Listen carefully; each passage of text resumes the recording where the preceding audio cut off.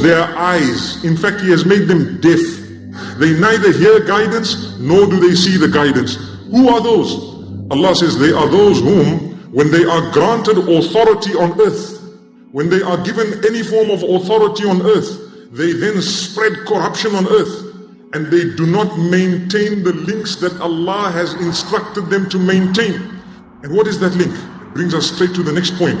The curse of Allah is upon those who sever family relations, those who have destroyed family ties for mere reasons which are not even valid in the Sharia. Yes, if there is a valid reason, someone is a complete drunkard, someone has absolutely no hope and scope, and they are continuing to lead ourselves as well as our children astray, or they are trying to do that, and we've tried with them and we continue trying with them, in that case we are allowed to sever links to a great degree. But nowadays the bulk of the links that are severed are connected to money, wealth, or women. May Allah protect us. Sometimes your wife had a small problem with your mother, and what happens? Entirely you destroy the whole relation. May Allah protect us. You can minimize it, you can put link, you can put rules and regulations.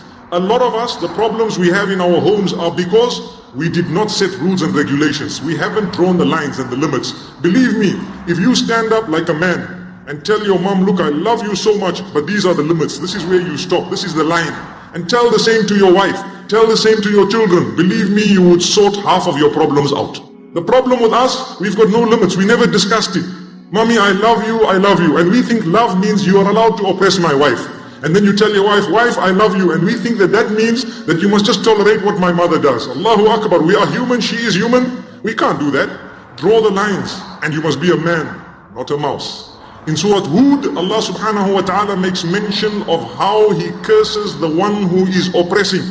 Anyone who is oppressing anyone is included in this, though the verse might be referring to those who have oppressed in a specific manner.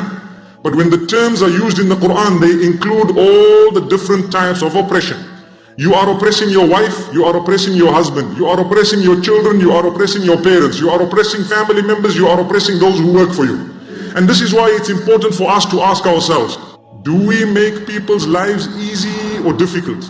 If you have made a single person's life difficult in any way, Allah has promised He will make your life difficult in one way or another.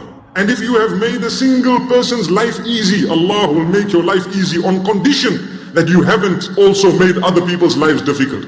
So nowadays we look and we say, no, I helped this one, I helped that one, I did this one. But in your own house you are oppressing your own people, your own spouses, your children, your in-laws, and so on. May Allah subhanahu wa ta'ala make us from those who can help at home. Make us from those who can promote peace, who can make others' lives easy so that we can earn the pleasure of Allah subhanahu wa ta'ala. So Allah subhanahu wa ta'ala says, for those people who have cut their relations and family ties, they are not bothered in mending it. They are not bothered to make amends. Allah says, for them is the curse of Allah subhanahu wa ta'ala, firstly in the dunya as well as in the akhirah. May Allah subhanahu wa ta'ala protect.